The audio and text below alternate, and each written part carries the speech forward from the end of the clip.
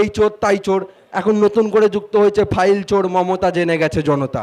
এই ফাইল চুরিও মমতা, তৃণমূলের মানে মুকুটে নতুন পালক যোগ হয়েছে, চুরির মুকুটে নতুন পালক ফাইল চোর, আপনারা দেখেছেন।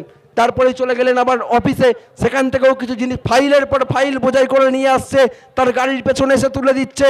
তার কোনো কনভয় নেই মুখ্যমন্ত্রীর, দুটো গাড়ি নিয়ে বেরিয়ে পড়েছেন। কয়লা চুরির ফাইল বাঁচাতে হবে, গরু চুরির ফাইল বাঁচাতে হবে তাকে, বলছেন আমার দলের প্রার্থী লিস্ট নাকি ওরা চুরি করতে এসেছে। ভাবুন একবার। আর ইডি বলছে আমরা গরু চুরি কয়লা চুরির তদন্ত করতে এসেছি। আজকে আইপ্যাকের অফিসে নাকি মমতা ব্যানার্জির দলের প্রার্থী তালিকা পাওয়া যাচ্ছে, আবার বলছেন ওটাই নাকি ওনার পার্টি অফিস, যেটা আইপ্যাকের অফিস। মানুষ আর খাচ্ছে না ওনার কথা, মানুষ ওনার মিথ্যাচার, ওনার দ্বিচারিতা ধরে ফেলেছে। যখন উনি বলেছিলেন ওয়াকফ সংশোধনী আইন লাগু করতে দেব না, এবং তারপর লাগু করেছিলেন। যখন উনি বলেছিলেন আমি বেঁচে থাকতে এসআইআর হতে দেব না, এবং তারপরে এই রাজ্যে এসআইআর হচ্ছে, মানুষ ওনার দ্বিচারিতাকে ধরে ফেলেছে। তাই জন্য আজকে উনি সেখান থেকে বাঁচার জন্য নানান ধরনের ভনিতা করছেন, নানান ধরনের কথা বলছেন। কিন্তু এই ধরনের কথা বলে 2026-এর নির্বাচনের বৈতরণী পার করা যাবে না মমতা ব্যানার্জি। এই ধরনের কথা বলে মানুষকে বোকা ভেবে 2026-এ আবার ক্ষমতায় আসা যাবে না। মানুষ অনেক সচেতন, মানুষকে আপনি যতটা বোকা ভাবেন মানুষ ততটা বোকা নয়। বিডিও স্যারের কাছে যে 8টি দাবির ভিত্তিতে ডেপুটেশন দিয়েছি,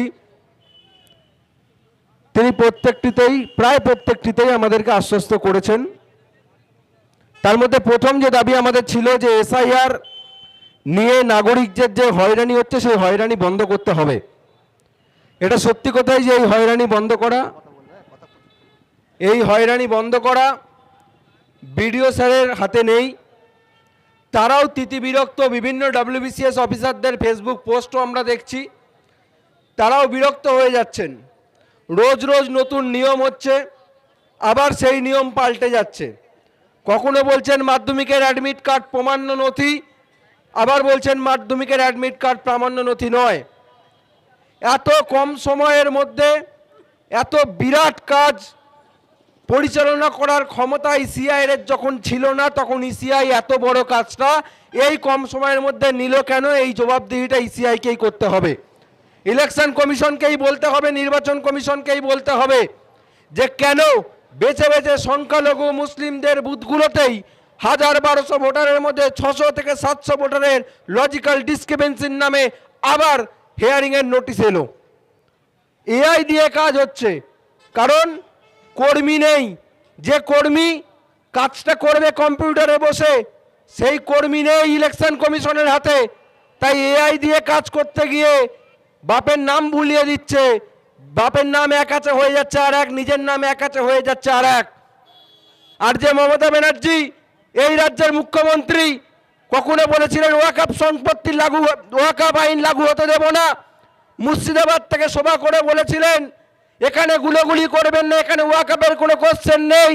সেই মুখ্যমন্ত্রীর দপ্তর থেকে ওয়াকফ সংশোধনী আইন লাগু করা হয় পশ্চিমবঙ্গে, বলা হয় উমিদ পোর্টালে তোমরা ওয়াকফ সম্পত্তি আপলোড করো। আবার সেই মুখ্যমন্ত্রী বলেন এসআইআর আমি বেঁচে থাকতে এই রাজ্যে হতে দেবো না। আর সেই মুখ্যমন্ত্রী সবার আগে বিএলওর কাছ থেকে ফর্ম জমা করেন। এই দ্বিচারিতা যে মুখ্যমন্ত্রী করেন তাকে উপযুক্ত জবাব দিতে হবে। আর যে বিজেপি চাইছে এই ভারতবর্ষের বৈধ ভোটারদের ভোটার লিস্ট থেকে নাম বাদ দেবে, তাদেরকে উপযুক্ত জবাব দিতে হবে 2026 নির্বাচনকে সামনে রেখে। এত কম সময়ের মধ্যে এই এসআইআর এর কাজ হওয়ার নয়। আমরা ইন্ডিয়ান সেকুলার ফ্রন্টের পক্ষ থেকে আমাদের বিধায়ক পীরজাদা নওশাদ সিদ্দিকীর দেখানো পথে আমরা দেখেছি তিনি একজন বিধায়ক, আমার দলের চেয়ারম্যান হয়েও তিনি কিভাবে তার বিধানসভা এরিয়া ভাঙড়ে গিয়ে মেঝেতে চট পেতে বসে তিনি কিভাবে একের পর এক ফর্ম ফিল আপ করেছেন আমরা দেখেছি যে তিনি আমাদেরকে শিখিয়েছেন। তারপরে আমরা আমাদের পক্ষ থেকে গ্রামে গ্রামে গিয়ে বুথে বুথে গিয়ে আমরা ক্যাম্প করেছি। আমি নিজে 20 থেকে 30টা ক্যাম্পে উপস্থিত থেকেছি এক দিনে। আমরা ক্যাম্প করে ফর্ম ফিল আপ করেছি সাধারণ মানুষের। তারপরে বিএলওরা আপলোড করেছেন, আর তারপরে সেইগুলোকে ভেরিফিকেশনে যখন এআই করেছে তখন গিয়ে বাবার নাম, নিজের নাম সমস্ত কিছু গুলিয়ে দিয়েছে। এর বিরুদ্ধেই আমাদের লড়াই। আর চেয়ারম্যান বলেছিলেন, এখন অনেকে বলছে না যে নওশাদ সিদ্দিকী তো বলেছিল এসআইআর নিয়ে ভয় নেই, তাহলে এখন কেন তোমরা এইসব বলছো? নওশাদ সিদ্দিকী অর্ধেক অর্ধেক কথা বললে হবে না, অসত্য কথা বললে হবে না। নওশাদ সিদ্দিকী বলেছিলেন এসআইআর নিয়ে কোনো ভয় নেই, পাশাপাশি এটাও বলেছিলেন কোনো একজন বৈধ ভোটারের নামও যদি বাদ যায় আমি হাইকোর্টে সুপ্রিম কোর্টে বুঝে নেব। সেই কথাতেই আমরা ইন্ডিয়ান সেকুলার ফ্রন্ট এখনো দাঁড়িয়ে আছি, সেই কথাতেই সেই শপথেই এখনো নওশাদ সিদ্দিকী দাঁড়িয়ে আছেন। খুব তাড়াতাড়ি আপনারা দেখতে পাবেন সুপ্রিম কোর্টে আমাদের বিধায়ককে, পীরজাদা নওশাদ সিদ্দিকীকে। এই যে মানুষের হয়রানি হচ্ছে তার বিরুদ্ধে আমরা যাব।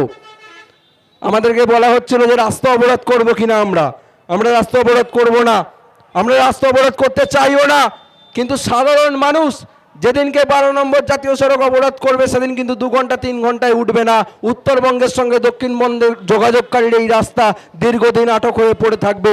যদি এইভাবে আজকে যে অফিসাররা, আমাদের পুলিশ অফিসাররা রয়েছেন এখানে, যারা বিডিও অফিসে হয়তো হেয়ারিংয়ের কাগজটা জমা নিচ্ছেন, তাদের নামেও হেয়ারিংয়ের নোটিশ এসেছে।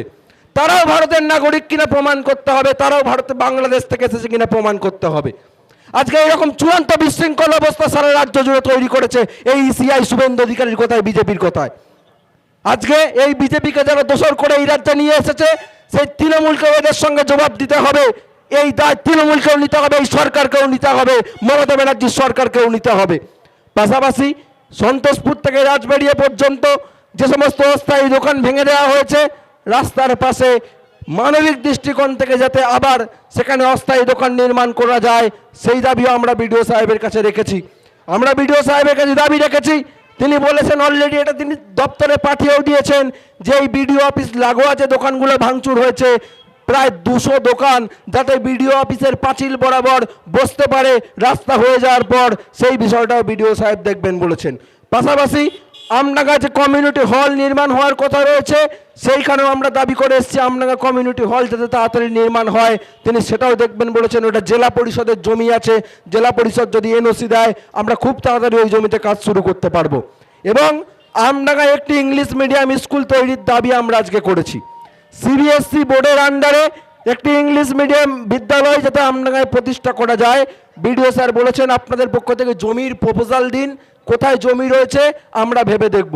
আমাদের ইন্ডিয়ান সেকুলার ফ্রন্টের বক্তব্য যে এই আমডাঙ্গার মানুষ, কেন আমডাঙ্গার যারা গরিব কৃষক শ্রমজীবী মানুষ রয়েছে, তাদের ছেলেমেয়েরা কেন তারা ইংলিশ মিডিয়াম স্কুলে পড়তে পারবে না?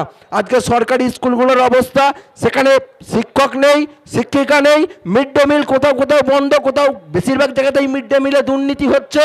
শিক্ষকরা আসছে 12টার সময়, শিক্ষকরা বেরিয়ে যাচ্ছে 2টোর সময়, সেই শিক্ষকরাই আবার বিএলও, তারা গিয়ে ইলেকশনের কাজ করছে। তারা ইলেকশনের কাজ করবে কখন, তারা পড়াবে কখন, তারা মিড ডে মিল দেবে কখন, আবার তারা ঘন্টা বাজাবে কখন, সবটাই একটা শিক্ষককে করতে হচ্ছে, 2টো শিক্ষককে করতে হচ্ছে একটা স্কুলে। তার বিরুদ্ধেও আমাদের লড়াইটা। আজকে সেবাশ্রয় হচ্ছে আওয়াল সিদ্দিতে, আমাদের এমপি সাহেবের তত্ত্বাবধানে। কিসের সেবাশ্রয়? যদি আজকে সরকারি হাসপাতালগুলোতে পর্যাপ্ত পরিমাণে পরিকাঠামো থাকতো, ডাক্তার থাকতো, এক্সরে মেশিন থাকতো, তাহলে আজকে সেবাশ্রয় করতে হতো না আলাদা করে ফুটেজ খাওয়ার জন্য। সেই হাসপাতালগুলোতে গিয়ে এই সাধারণ মানুষ তার দৈনন্দিন চিকিৎসা করাতে পারতেন। আজকে আমডাঙ্গা গ্রামীণ হাসপাতাল, সেখানে যখন আমি আগেও বলছিলাম, সেখানে যখন কোনো মুমূর্ষু রোগী যায়, যে গাড়িতে করে যায়, গাড়িটা তাকে ঘুরিয়ে রাখতে হয়, দেখিয়েই সাথে সাথে গাড়িতে তুলে নিয়ে চলে যেতে হবে বারাসাত মেডিকেল কলেজ। সেটা আবার নাকি মেডিকেল কলেজ হয়েছে বারাসাত হাসপাতাল, সেখানেও যাবেন, ওখানেও গাড়ি ঘুরিয়ে রাখতে হবে, ওখান থেকে নিয়ে চলে যেতে হবে পিজি বা আরজিকর, ওখানেও ট্রিটমেন্ট নেই। বারাসাত হাসপাতাল বা আমডাঙ্গা গ্রামীণ হাসপাতালের কথা আমি ছেড়েই দিলাম, বারাসাত মেডিকেল কলেজে নিয়ে গিয়ে সৃষ্টিকর্তা না করুক তাকে আর বাড়ি আনা যাবে না সুস্থ অবস্থায়। এইরকম অবস্থা করেছে আজকে স্বাস্থ্য ব্যবস্থার এই সরকার। স্বাস্থ্য ব্যবস্থাকে ধ্বংস করেছে, শিক্ষা ব্যবস্থাকে ধ্বংস করেছে, আর আজকে ওয়াকফ সম্পত্তির দিকেও নজর পড়েছে এই মমতা ব্যানার্জির, এই নরেন্দ্র মোদীর। অনেকে বলছেন এটা তো বিজেপির, এর সঙ্গে মমতা ব্যানার্জির কী সম্পর্ক? গভীর সম্পর্ক। বিজেপির সঙ্গে যদি সবচেয়ে ভালো সম্পর্ক কারোর থাকে সেটা তো মমতা ব্যানার্জিরই রয়েছে। মমতা ব্যানার্জি তো এই রাজ্যে বিজেপিকে ফ্রন্ট টেনে লড়াই করবে বলেছিলেন এবং সেটা করেওছেন। মমতা ব্যানার্জি এই রাজ্যে ক্ষমতায় আসার পরেই বিজেপি থেকে শুরু করে আরএসএস এর সংগঠন বেড়েছে, তাদের ভোট বেড়েছে। আজকে তাই জন্য মমতা ব্যানার্জিকেও বুঝে নেওয়ার সময় এসছে, মমতা ব্যানার্জিকেও 2026 সালে বুঝে নিতে হবে। রহমানদা বলার সময় বলছিলেন আমাদের এমএলএর কথা, ওনার কথা দীর্ঘদিন বলে বলে আমার ভাল লাগে না ওনার কথা বলতে। কি বলবো, কোন বিষয়ে বলবো? উনি বিভিন্ন জায়গায় দেখছিলাম, আমাকে অনেকে বলেও যে ওনার কাছে নাকি কোনো ছেলে সই করতে গেলে তাকে বলছেন, ছেলে বা মেয়ে সই করতে গেলে তাকে বলছেন যে আইএসএফ যদি তোমার বাড়িতে যায় তাকে ধরে মারো। 2026-এ নির্বাচনের সময় আপনাকে কে তাড়া করবে আপনি সেটা ভাবুন। আপনি নির্দেশ দিচ্ছেন আইএসএফের ছেলেদেরকে মারতে, আমরা কাউকে মারার নির্দেশ দিচ্ছি না, আমরা দেবও না সেটা। আবার বলছেন আমাদের নামে কেস করবেন থানায়। আমি বিভিন্ন জায়গায় বলেওছি যে থানায় আগে ঢুকুন, আপনার সভাধিপতি ভাইকে নিয়ে থানায় ঢুকুন। একের পর এক কোর্ট থেকে বেল রিজেক্ট হচ্ছে, আর্মস কেসে আপনার ভাই ফেসে রয়েছে, আগে তাকে বার করুন, তারপরে আমাদের নামে কেস দেওয়ার কথা ভাববেন এমএলএ সাহেব। আজকে লজ্জা লাগে যে আমডাঙ্গা ব্লকের সভাধিপতি তিনি আজকে আর্মস কেসে আসামি হয়ে ঘুরে বেড়াচ্ছেন। আজকে এটা আমাদের কাছে লজ্জা, আজকে আমাদের কাছে লজ্জা যে আমাদের বিধায়ক রফিকুর রহমান সাহেব যখন বিধানসভায় বক্তব্য করতে যান ইংরেজি বলতে গিয়ে লেজে গোবরে হয়ে যান, আর সেই রিপোর্ট আনন্দবাজার বর্তমানের মতো পেপারে বেরোয়। আজকে সেটা আমাদের কাছে লজ্জা। আজকে এই লজ্জা থেকে আমডাঙ্গাকে মুক্ত করতে হবে, হাসিম আব্দুল হালিমের আমডাঙ্গাকে ফেরাতে হবে। সেই আমডাঙ্গাকে ফেরানোর জন্যই আমাদের লড়াই। যে আমডাঙ্গা পরিচিত হবে শিক্ষার জন্য, যে আমডাঙ্গা পরিচিত হবে স্বাস্থ্য পরিকাঠামোর জন্য, যে আমডাঙ্গা পরিচিত হবে সৌহার্দ্যের জন্য, সম্প্রীতির জন্য, যে আমডাঙ্গাকে মানুষ বোমগুলি দিয়ে চিনবে না, সেই আমডাঙ্গা প্রতিষ্ঠা করার লড়াই 2026-এ। আর সেই লড়াইকে সামনে রেখেই আমাদের ইন্ডিয়ান সেকুলার ফ্রন্টের পশ্চিমবঙ্গ রাজ্য কমিটি বিধায়ক পিরজাদা নওশাদ সিদ্দিকী তিনি ডাক দিয়েছেন আগামী 21শে জানুয়ারি আমাদের দলের প্রতিষ্ঠা দিবস। আসুন কলকাতা শহীদ মিনারে, আপনারা প্রত্যেকে আসুন। আমাদের প্রতিটা বুথ থেকে গাড়ি হচ্ছে, আপনারা প্রত্যেকে সেখানে আমাদের বুথের যারা নেতৃত্ব রয়েছেন তাদের সঙ্গে যোগাযোগ করুন, যোগাযোগ করে আসুন শহীদ মিনারে। ওয়াকফ সংশোধনী আইন 2025 বাতিল করতে হবে, ফেক SC/ST সার্টিফিকেট বাতিল করতে হবে, SIR এর নামে নাগরিক হয়রানি বন্ধ করতে হবে। এরকম একাধিক দাবি নিয়ে আমাদের এই শহীদ মিনারের সমাবেশ। আপনারা প্রত্যেকে আসুন, বেলা 11টায় এই শহীদ মিনারের সমাবেশকে সফল করতে হবে। এই শহীদ মিনারের সমাবেশ থেকেই 2026-এর নির্বাচনের দিক নির্দেশনা তৈরি হবে। এই 2026-এর আমাদের 21 জানুয়ারির সমাবেশ থেকেই 2026 সালের নির্বাচনে এই আমডাঙ্গার লড়াই হবে, এই অশোকনগরের লড়াই হবে, হারোয়ায় লড়াই হবে। হারোয়ায় আপনারা দেখেছেন শাসন এরিয়া, এখানে আমার পুলিশ দাদারা রয়েছেন, অফিসাররা রয়েছেন, বলছিলেন তারা আমরা গাদামারা হাটে অবরোধ করেছিলাম বলে, যে আমডাঙ্গাতে তো কোনো কোশ্চেন নেই, তাহলে আমডাঙ্গায় কেন অবরোধ? যে শাসন এরিয়াতে আমাদের অবজারভারকে কিডন্যাপ করা হয়েছে, প্রাণঘাতী হামলা চালানো হয়েছে, সেই শাসন থানাটা কিন্তু বারাসাত পিডির আন্ডারে, এই আমডাঙ্গাও কিন্তু বারাসাত পিডির আন্ডারে। যে এসপির আন্ডারে শাসন থানা, সেই এসপির আন্ডারে আমডাঙ্গা থানা। এই এসপি, এই বারাসাত পুলিশ ডিস্ট্রিক্ট, তার আন্ডারের প্রত্যেকটা থানাকে যথেষ্ট শান্ত করেছে, একমাত্র শাসন ছাড়া। কেন? ওখানে কোনো পুলিশিং সিস্টেম কাজ করে না।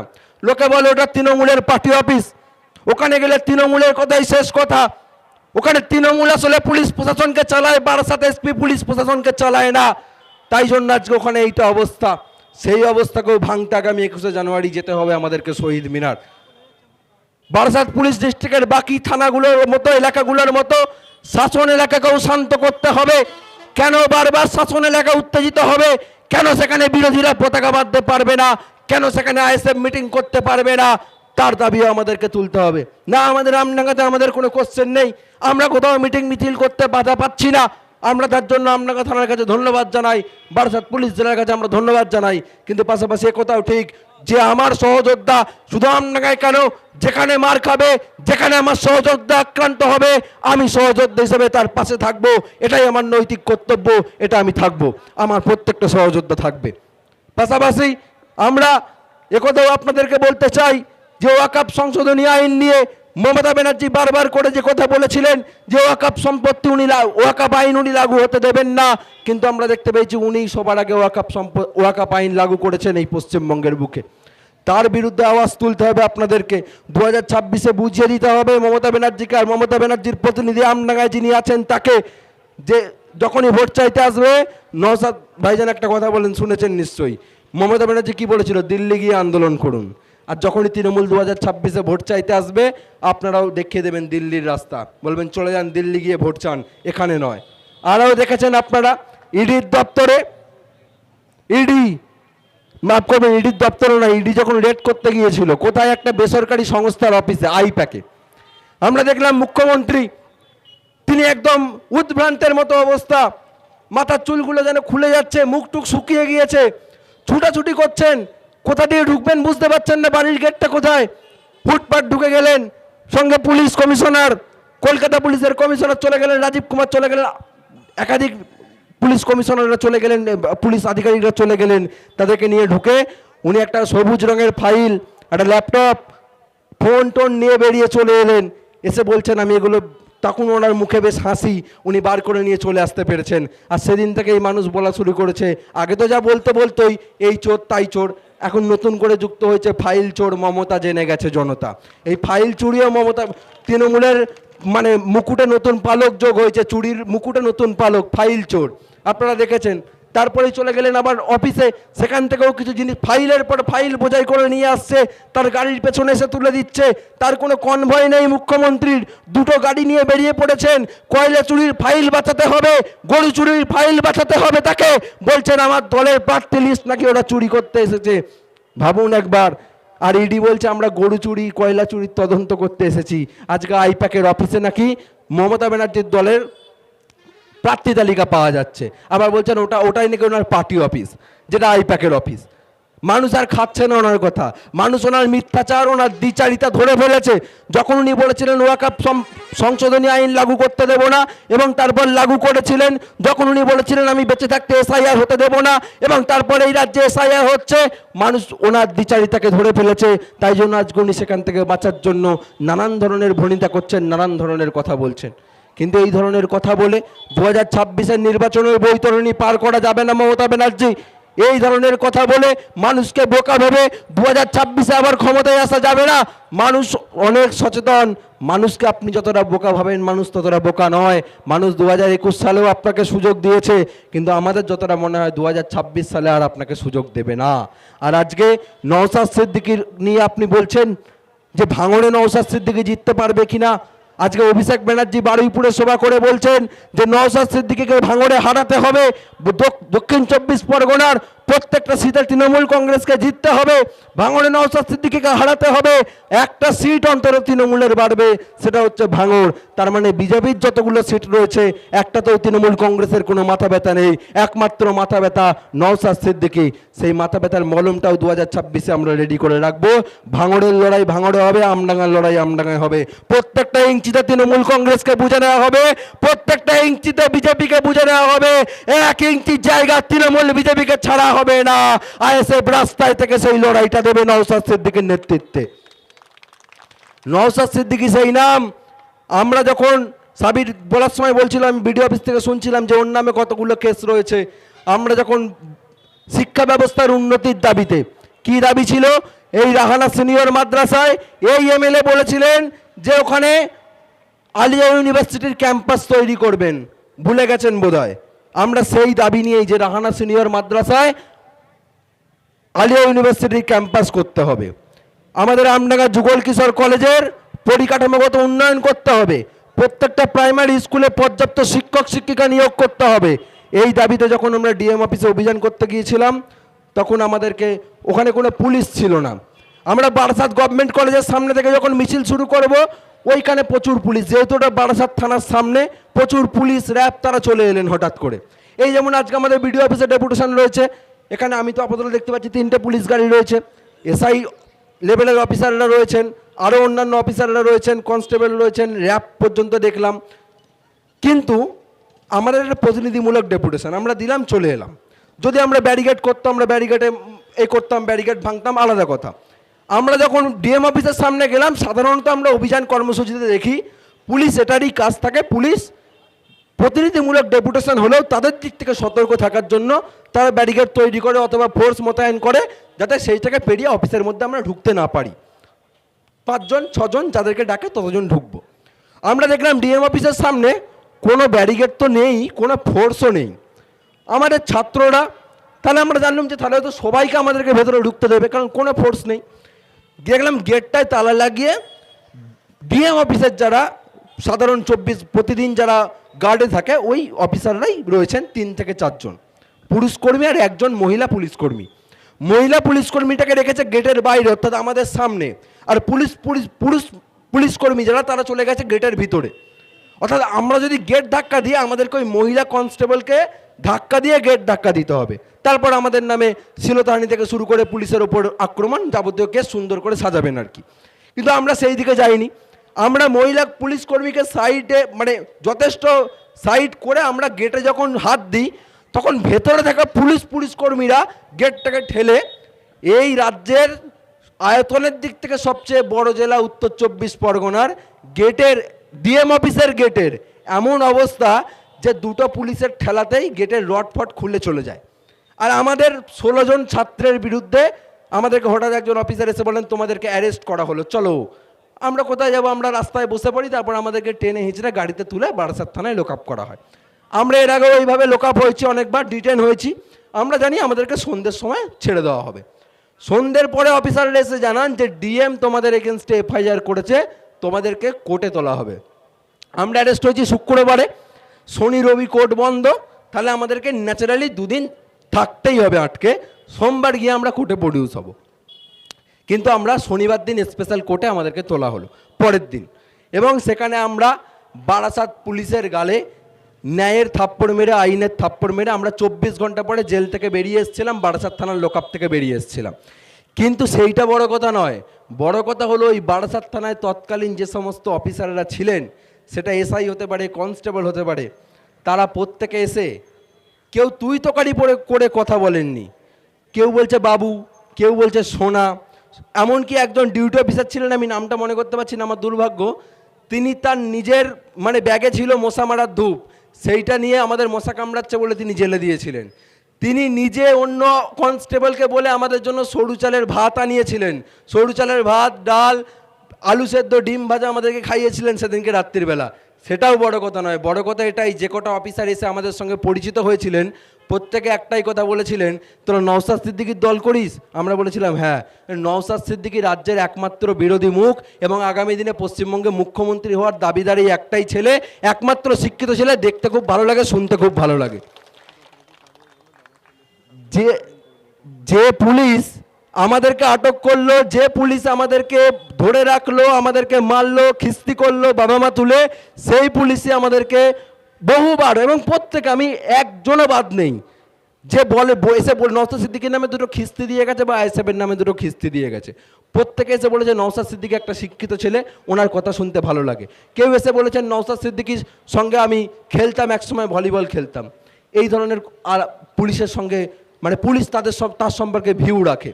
সুতরাং আমি আমাদের কর্মীদেরকেও বলবো যে আপনাদেরকেও সেইটা হয়ে উঠতে হবে, একটা নওশাদ সিদ্দিকী হয়ে উঠতে হবে। তার আদর্শে, তার কথায়, তার বার্তার মধ্যে দিয়ে আমরা যেরকম ইঙ্গিত পাই, তার শিক্ষার যেরকম ইঙ্গিত পাই, আমাদেরকেও সেইভাবেই কথা বলতে হবে, আমাদেরকেও সেইভাবে লিখতে হবে, আমাদেরকেও সেইভাবে বলতে হবে। আজকে এইটা করেই আমাদেরকে সাধারণ মানুষের কাছে পৌঁছাতে হবে। এই লড়াইটা শুধুমাত্র আমডাঙ্গা বিধানসভা 2026 সালে জেতার লড়াই নয়, অথবা শুধুমাত্র এই এসআইআরকে হয়রানি বন্ধ করার লড়াই নয়। এই লড়াইটা পশ্চিমবঙ্গের সাধারণ মানুষকে বাঁচানোর লড়াই। আর এই লড়াইটা যদি পশ্চিমবঙ্গের সাধারণ মানুষকে 2026 সালে আমরা বাঁচাতে না পারি, আগামী কোনোদিন পারবো কিনা আমাদের সন্দেহ আছে। তাই 2026 সালের লড়াইটা মরণ বাঁচানোর লড়াই। এই লড়াইটা আমাদেরকে জোরদার করতে হবে। আর এই লড়াইকে জোরদার করার জন্যই আগামী 21শে জানুয়ারি আমাদের চেয়ারম্যান যে ডাক দিয়েছেন কলকাতার শহীদ মিনারে, সেইখানে আপনাদেরকে অংশগ্রহণ করতে হবে।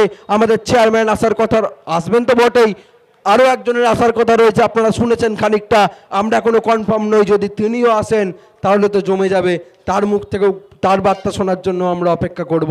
আমাদের প্রত্যেকটা জায়গা থেকে গাড়ি ছাড়বে, সন্তোষপুর থেকে সম্ভবত আমাদের সেন্ট্রালি এক জায়গায় হয়ে গাড়িগুলো যাবে, এবং সেইখানে গিয়ে আমরা আমাদের চেয়ারম্যানদের মুখ থেকে কথা শুনবো। ওয়াকফ সংশোধনী আইন বাতিলের দাবিতে, ফেক SC/ST সার্টিফিকেট বাতিলের দাবিতে। আমি যে কথা, অনেকে আবার এই এরা বিজেপিরা বিশেষ করে বাড়ি বাড়ি গিয়ে কি প্রচার করবে আমাদের বিরুদ্ধে, আমরা মুসলিমদের দল, আমি রাকেশ বেড়া, আমি হিন্দু, আমি আইএসএফ করি, অথচ আইএসএফ মুসলিমদের দল। আর তৃণমূল পাড়ায় পাড়ায় গিয়ে প্রচার করবে আইএসএফ বিজেপির দালাল। দুটোরই ওষুধ আছে।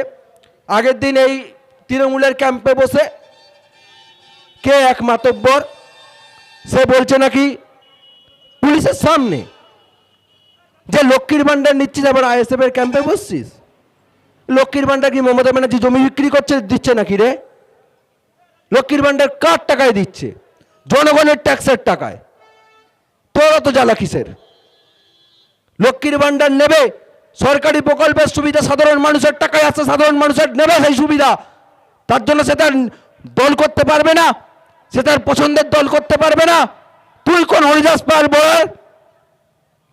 আজকে আমডাঙ্গার বুকে সেই পরিস্থিতি নেই, ধমকানো চমকানোর পরিস্থিতি নেই। শুধরে যেতে হবে, শুধরে যেতে হবে। শুধরে গেছেও অনেক এরিয়া, যেগুলো এখনো শুধরাতে পারেননি, শুধরে যান। অনেক অনেক ডন ছিল বাড়ি ছাড়া, অনেক ডন ছিল তারা পরলোক গমন করেছেন। সুতরাং শুধরে যেতে হবে। তবে আমি যে কথা বলছিলাম, নদিয়ার হাঁসখালিতে তৃণমূল নেতার ছেলে একটা আদিবাসী মেয়েকে ধর্ষণ করে, গণধর্ষণ করে জ্যান্ত পুড়িয়ে মেরেছিল। এই আমাদের পরের জেলা নদিয়া, সেখানকার হাঁসখালিতে যারা মেরেছিল তারা যাবজ্জীবন কারাদণ্ড হয়েছে কিছুদিন আগে। ওইখানে যখন ওই আদিবাসী বোনটাকে ওরা জ্যান্ত পুড়িয়ে মারার 3 দিন পরে তার ধর্ম অনুযায়ী যখন শ্রাদ্ধ শান্তির কাজে বসেছিলেন, সেই দিনকে আমাদের চেয়ারম্যান ওখানে উপস্থিত হয়েছিলেন তার পরিবারের প্রতি সমবেদনা জানাতে। এরা এত নিকৃষ্ট তৃণমূল যে গ্রামের পুরোহিতকে ওই শ্রাদ্ধের অনুষ্ঠানে আসতে বাধা দিয়েছে, বলেছে তুই ওই শ্রাদ্ধ করতে যাবি না। এই তৃণমূল এরকম নিকৃষ্ট। আমার দলের চেয়ারম্যান বিধায়ক পীরজাদা নওশাদ সিদ্দিকী সেদিনকে মাথায় টুপি পরে আমার ওই অসহায় বাবাটার পাশে দাঁড়িয়ে পাশের গ্রাম থেকে পুরোহিত আনিয়ে আমার ওই বোনের শ্রাদ্ধের কাজ সম্পন্ন করেছিলেন। আমরা মুসলিমদের দল নই, আমরা সাম্প্রদায়িক দল নই, আমরা ইন্ডিয়ান সেকুলার ফ্রন্ট, আমরা সেকুলার দল। আর সেকুলার শব্দটা শুধু আমাদের জন্যই খাটে, সেকুলার শব্দটা শুধু আমাদের জন্যই কাটে। কারণ সারা রাজ্যে দলিতদের জন্য যদি সবচেয়ে বেশি কেউ আন্দোলন করে থাকে সেটা নওশাদ সিদ্দিকী। সারা রাজ্যে আদিবাসীদের জন্য যদি সবচেয়ে বেশি কেউ আন্দোলন করে থাকে সেটা নওশাদ সিদ্দিকী। যখন পরীক্ষায় শাখা পলা খুলে ঢুকতে বলছিল একজন আমার ঘরের মাকে, তখন যে লোকটা সবার প্রথম প্রতিবাদ করেছিলেন তিনি নওশাদ সিদ্দিকী। আবার যখন একজন মহিলাকে হিজাব খুলে ঢুকতে বলা হচ্ছিল পরীক্ষা কেন্দ্রে, তখনও প্রথম যিনি প্রতিবাদ করেছেন তার নাম নওশাদ সিদ্দিকী। যখন ওয়াকফ সংশোধনী আইন লাগু হয়েছে তখনও যিনি প্রতিবাদ করেছেন তার নাম নওশাদ সিদ্দিকী। যারা ওয়াকফ সম্পত্তি চুরি করেছে তৃণমূলের গুন্ডারা, তৃণমূলের নেতারা, তাদের বিরুদ্ধে মুখ খুলেছেন নওশাদ সিদ্দিকী। একই রকমভাবে যখন দেবত্ব সম্পত্তি, মন্দিরের সম্পত্তি লুট হয়েছে তার বিরুদ্ধে মুখ খুলেছেন নওশাদ সিদ্দিকী। আর বিজেপি ওই হাঁসখালিতে যায়নি। ওই হিন্দু বোনটাকে যখন পুড়িয়ে মেরেছিল, যখন পুরোহিতকে শ্রাদ্ধের কাজে আসতে দিচ্ছিল না, শান্তনু ঠাকুর এমপি যাননি, একবারও যাননি, শুভেন্দু অধিকারীও যাননি, নওশাদ সিদ্দিকী গিয়েছিলেন। আর বিজেপির দালাল বললে তো তার উত্তর আপনারা জানেনই। বিজেপির সব থেকে বড় দালাল যদি কেউ থাকে সেটা তৃণমূল কংগ্রেস, আর সেটা মমতা ব্যানার্জি। তৃণমূল কংগ্রেস বিজেপির সঙ্গে সংসার করেছে। মুকুল রায় আমাদের পাশের বিধানসভার, আমাদেরই লোকসভার মধ্যে পড়ে বীজপুর, সেখানকার প্রাক্তন এমএলএ, প্রাক্তন মন্ত্রী, প্রাক্তন তৃণমূল নেতা, প্রাক্তন বিজেপি নেতা। আগের দিন দেখছিলাম শতরূপ দা একটা দারুণ কথা বলেছেন যে ওই যে প্রার্থীর লিস্টটা চুরি হয়ে গেছে, ওখান থেকে প্রার্থীর লিস্টটা চুরি হয়ে গিয়ে যেটা সমস্যা হয়েছে একটা, মানে প্রার্থী বলতে গিয়ে আমার হাসি পাচ্ছে এটাই যে এমন প্রার্থী তালিকা তৈরি হয়েছে তৃণমূলের, দেখা গেল একই প্রার্থী তালিকা তৈরি হয়ে গেছে বিজেপির। অর্থাৎ যার নামটা তৃণমূলের প্রার্থী তালিকাতেও আছে তার নামটা বিজেপির প্রার্থী তালিকাতেও রয়েছে। আজকে তৃণমূল আর বিজেপির মধ্যে এইরকম সম্পর্ক। আমাদের মধ্যে উপস্থিত হয়েছেন ইন্ডিয়ান সেকুলার ফ্রন্টের সাধারণ সম্পাদক এবং আমডাঙ্গা বিধানসভার পর্যবেক্ষক বিশ্বজিৎ দা আমাদের মধ্যে উপস্থিত হয়েছেন। আমরা তাকে স্বাগত জানাই। ইনকলাব জিন্দাবাদ, ইনকলাব জিন্দাবাদ, আইএসএফ জিন্দাবাদ, বিশ্বজিৎ মেদি স্বাগতম, বিশ্বজিৎ মেদি স্বাগতম, বিশ্বজিৎ মেদি স্বাগতম, বিশ্বজিৎ মেদি ওয়েলকাম, বিশ্বজিৎ মেদি ওয়েলকাম। আপনাদেরকে বলি দাদা আসতে দেরি হলো তার কারণ এই যে আপনাদের বুথে বুথে 500, 600, 700 করে ভোটারের নামে আবার হিয়ারিংয়ের নোটিশ এসেছে।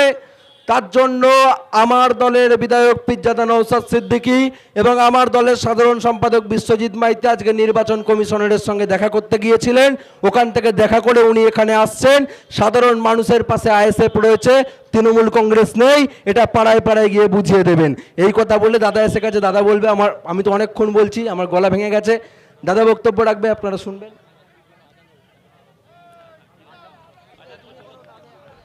তো আমি এই কথাই বলবো আপনাদের কাছে, আমাদের বিডিও স্যারের সঙ্গে যেটা কথা হয়েছে একদম স্পষ্টভাবে বলি, কোনো বৈধ ভোটার বাদ যাবে না। আপনাদের কাছে যে ডকুমেন্টস আছে আপনারা সেই ডকুমেন্টস নিয়ে হেয়ারিংয়ে আসুন, হেয়ারিং করুন। তারপরে যদি বাদ যায় সেটা যেমন সুপ্রিম কোর্টেও বুঝে নেওয়া হবে, আমরা বিডিও অফিসেও বুঝবো, ইআরওর কাছ থেকেও বুঝবো, ডিইওর কাছ থেকেও বুঝবো, সিইওর কাছ থেকেও বুঝবো। সব জায়গা থেকে আমাদের জবাব নেওয়ার আছে, আমরা জবাব নেব। এসআইআরের যেভাবে প্রক্রিয়া চলছে, অত্যন্ত কম সময়ের মধ্যে এই প্রক্রিয়া চলছে। আমরা নির্বাচন কমিশনের কাছে অনুরোধ জানাবো যে এই যে তারা করছে, একটা সুকুমার রায়ের একটা কবিতা ছিল, হেড অফিসের বড়বাবু লোকটি বেজায় শান্ত, তার যেমন মাথার